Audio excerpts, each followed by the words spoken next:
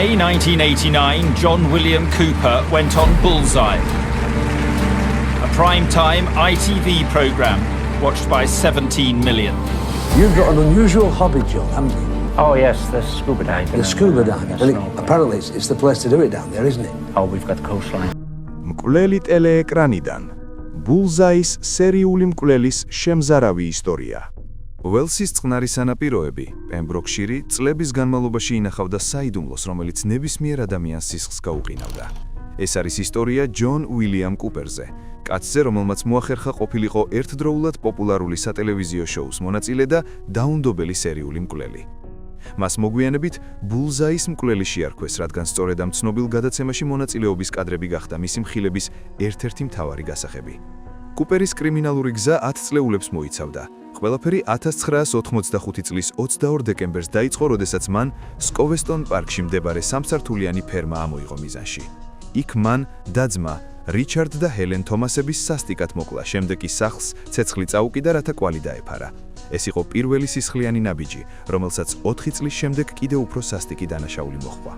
1989 წლის ივნისში პიტერ და გვენდა დიქსონები პემბროკშირის სანაპიროზე სეირნობდნენ. მათ ვერც კი წარმოედგინათ, რომ ეს მათი ბოლო გასეირნება იქნებოდა.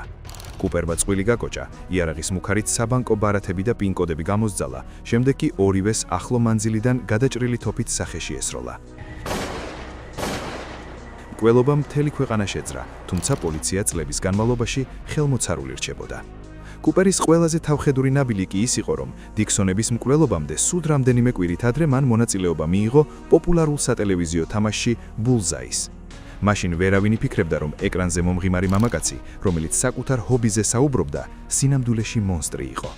10 წლეულების შემდეგ, როდესაც ტექნოლოგიები განვითარდა, გამომძიებლებმა სწორედ ამ გადაცემის ჩანაწერები გამოიყენეს, რათა კუპერის გარეგნობა თვითმხილველების მიერ აღწერილ პორტრეტს შეედარებინათ. კადრებში ჩანდა კუპერი ზუსტად ისეთი ვარცხნილობით, როგორიც მკვლელობის დღეს დანახულ ეჭმიტანილს ჰქონდა. მისი სისასტიკე ამით არ დასრულებულა. 1996 წელს მან 5 მოზარდი იარაღის მუქარით ტყეში აიყვანა, სადაც 2 გოგონა სექსუალური ძალადობისა და გაუპატიურების მსხვერპლი გახდა. კუპერი 1998 წელს ყაჩაღობებისა და ქურდობებისთვის 14 წლით დააპატიმრეს, თუმცა მისი მთავარი დანაშაულები ჯერ კიდევ გაუხსნელი რჩებოდა. I'm not a murderer. I am not a murderer. სამართლიანობამ მხოლოდ 2009 წელს იზეიმა, როდესაც დეტექტივმა სტივ ვილკინსმა ძველი საქმეების ხელახლა გადახედვა დაიწყო. დნმ-ის ახალმა ექსპერტიზამ და ანჯელა გალოპის თავდაუზოგავმა შრომამ შეუძლებელი შეძლო. კუპერის ძველ ნითებზე, მათ შორის მის თოფზე, აღმოაჩინეს მტკიცებულებები, რომლებიც მას მკვლელობებთან პირდაპირ აკავშირებდა. პოლიციამ დაადგინა, რომ მისი იარაღი სწორედ ის იყო, რომლითაც დიქსონები მოკლეს. 2011 წლის 26 მაისს სასამართლომ ჯონ კუპერს 4 სამუდამო პატიმრობა მიუსაჯა, ყოველგვარი გათავისუფლების უფლების გარეშე.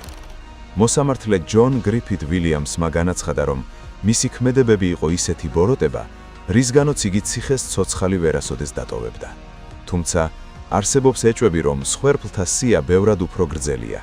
პოლიცია დღემდე სწავლობს მის შესაძლო კავშირს 72 წლის ფლო ევანსის საეჭვო სიკვდილთან, რომელიც კუპერის მეზობლად ცხოვრობდა. ასევე განიხილება მისი კავშირი ჰარი და მეგან ტუზების მკვლელობასთან და 1976 წელს მომხდარ ტრაგედიასთან, სადაც და-ძმა გრიფ და პატი თომასები დაიღუპნენ. კუპერი, რომელიც ფსიქოპათად არის დიაგნოსტირებული, ციხეში დარჩება სიცოცხლის ბოლომდე, როგორც შეხსენება იმისა, რომ ბოროტება შეიძლება ყველაზე მოულოდნელ ადგილას იმალებოდეს.